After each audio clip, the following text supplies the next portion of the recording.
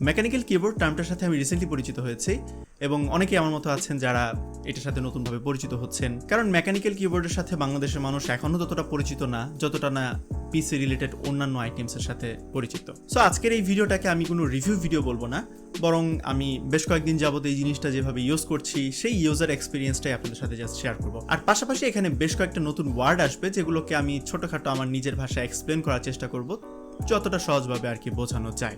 So এই কিবোর্ডটা হচ্ছে একটা টিকেএল ফর্ম ফ্যাক্টরের কিবোর্ড, একটা খুবই এন্ট্রি বাজেটের একটা মেকানিক্যাল কিবোর্ড এবং এখানে 87টা কিজ রয়েছে। আর এটা হচ্ছে একটা হট সোয়াপেবল মেকানিক্যাল কিবোর্ড। ওয়েল, এখানে টিকেএল এবং হট সোয়াপেবল জিনিসটা কি সেটা বলি। শুরুতে যদি টিকেএল জিনিসটাতে আসি, টিকেএল হচ্ছে কিবোর্ডটার ফর্ম ফ্যাক্টর।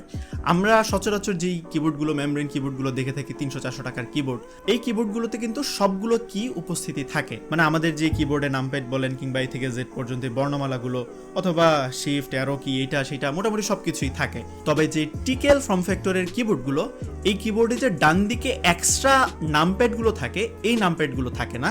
মানে 0 সহ 1 থেকে 9 পর্যন্ত যে নামপ্যাডগুলো, এই নাম্বার প্যাডটা থাকে না, যার জন্য এটাকে টিকেএল বলা হচ্ছে। টিকেএল এর ফুল ফর্মটা হচ্ছে 10 কি লেস, মানে 10টা কি বাদে যে কিবোর্ডগুলো সেই কিবোর্ডগুলোকে টিকেএল কিবোর্ড বলা হচ্ছে। সো এই টিকেএল কিবোর্ডের পাশাপাশি আরো বেশ কয়েক ধরনের কিবোর্ড রয়েছে, আমরা সেদিকে আজকে যাচ্ছি না। আজকে আমরা এই টিকেএল বা 10 কি লেস কিবোর্ড, যেটা আমাদের হাতে আজকে রয়েছে Bajeal K300, এই Bajeal K300 নিয়ে আজকে আমরা কথা বলবো। আচ্ছা, এই কিবোর্ডটার প্রাইস হচ্ছে বাংলাদেশে 2500 টাকা। ভাইব গেমিং আমাদেরকে পাঠিয়েছে, তাদের কাছ থেকে আপনারা নিতে পারবেন। ইউজুয়ালি সোকল্ড মেকানিক্যাল কিবোর্ডগুলোর প্রাইস আরো অনেক বেশি হয়ে থাকে, তবে এটা খুবই এন্ট্রি বাজেটের মেকানিক্যাল কিবোর্ড, সেদিক থেকে চিন্তা করলে এটার প্রাইস কিন্তু অনেকটাই কম। তবে ট্রেডিশনাল মেকানিক্যাল কিবোর্ডে যেই বিষয়গুলো থাকে তার মোটামুটি সবকিছুই কিন্তু এখানে পাচ্ছেন। এটা হট সোয়াপেবল মেকানিক্যাল কিবোর্ড, এর কি ক্যাপসগুলোকে চেঞ্জ করতে পারবেন।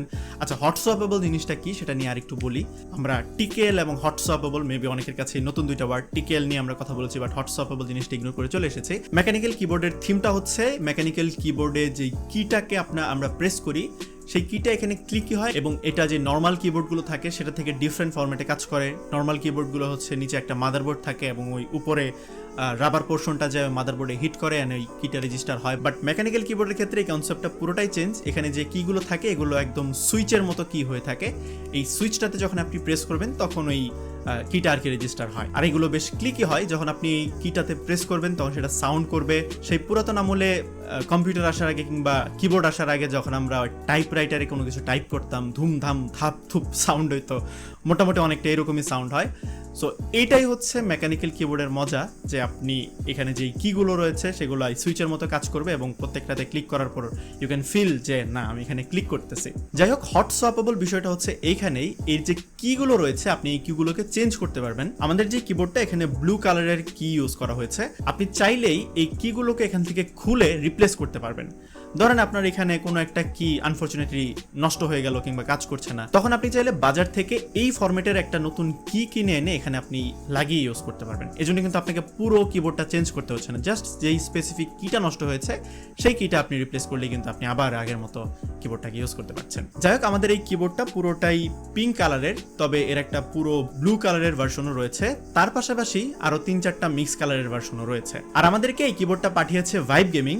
ভাইব গেমিং এর কাছে আপনারা এই কিবোর্ডটা সহ আরো অন্যান্য বেশ অনেক রকমের মেকানিক্যাল কিবোর্ড পাবেন। আমাদের এই কিবোর্ডটার যে ব্র্যান্ড Bajeal, এই Bajeal সহ আরো প্রায় অন্যান্য অনেকগুলো ব্র্যান্ডেরই তারা হচ্ছে বাংলাদেশের অফিসিয়াল ডিস্ট্রিবিউটর। সো তাদের কাছ থেকে আপনারা যে পণ্যটা কিনবেন সেটা কিন্তু অফিসিয়াল ইউনিট প্লাস হচ্ছে অফিসিয়াল রিপ্লেসমেন্ট ওয়ারেন্টিও পাচ্ছেন। সো অফকোর্স তারা একটা ভরসার জায়গা, তাদের সম্পর্কে যাবতীয় ইনফরমেশন আমাদের ভিডিও ডেসক্রিপশন বক্সে দেওয়া রয়েছে।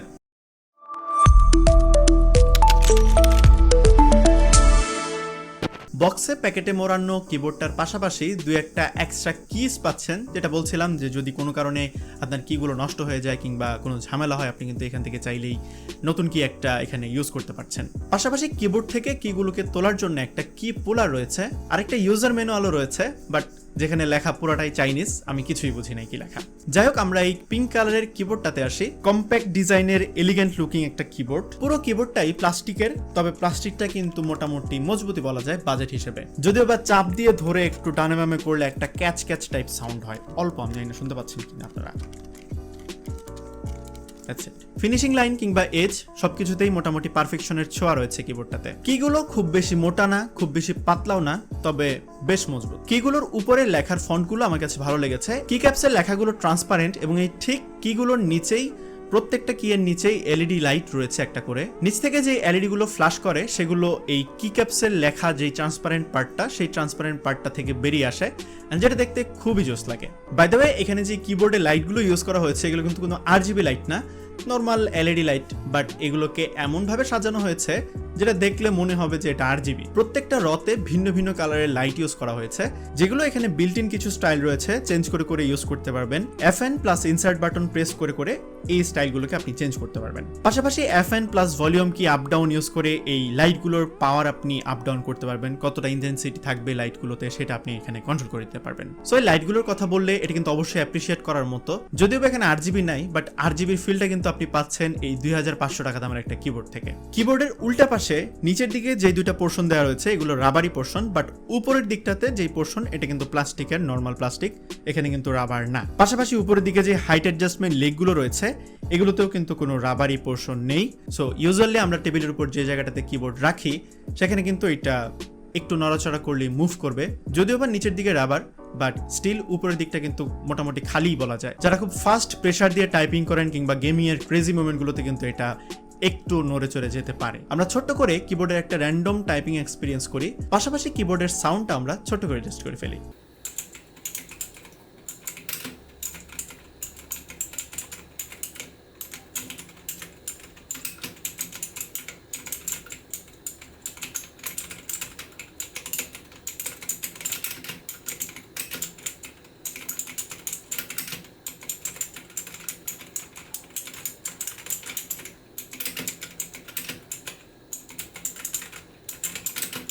সো এই ছিল 2500 টাকা দামের Bajeal K300 মেকানিক্যাল কিবোর্ডের সাথে আমার এক্সপিরিয়েন্স। এই কিবোর্ডের মোটামুটি একই রকমের আরো দুইটা মডেল রয়েছে, Bajeal K100 এবং Bajeal K200। এই দুইটা কিবোর্ডের সাথে আমাদের এই 300 এর বেশ অনেক সিমিলারিটিস রয়েছে। সো আপনারা পারচেস করতে চাইলে ওই দুইটার সাথেও কিন্তু এটা কম্পেয়ার করে আপনার পছন্দ মতো যে কোনো একটা পারচেস করতে পারেন। তবে আমি আমার ইউজার এক্সপিরিয়েন্স এবং মেকানিক্যাল কিবোর্ডের মার্কেট অনুযায়ী এই বাজেটে এই মেকানিক্যাল কিবোর্ডটাকে অফকোর্স রিকমেন্ড করতে পারি। আপনারা যারা নর্মাল মেমব্রেন কিবোর্ড থেকে এরকম মেকানিক্যাল কিবোর্ডে আপগ্রেড করতে চাচ্ছেন তাদের জন্য আই হোপ এটা একটা আইডিয়াল চয়েস, কারণ এখানে আপনাকে খুব বেশি টাকা ওয়েস্ট করতে হচ্ছে না। পাশাপাশি একটা কমপ্লিট মেকানিক্যাল কিবোর্ডের যে ফিচারগুলো তার সবকিছুই কিন্তু এখান থেকে আপনি কনজিউম করতে পারছেন।